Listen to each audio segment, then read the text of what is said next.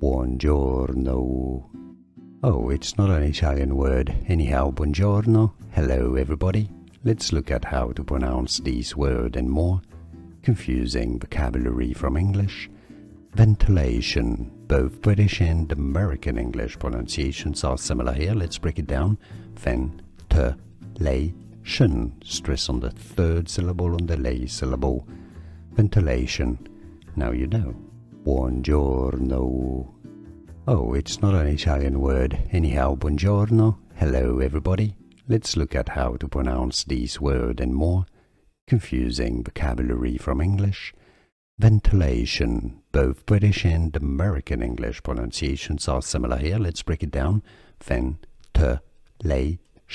Stress on the third syllable on the lay syllable. Ventilation. Now you know. Here are more videos on how to pronounce more confusing words and names too many mispronounced. Like this video if you found it useful. I appreciate your support. I'll see you soon and thanks for watching.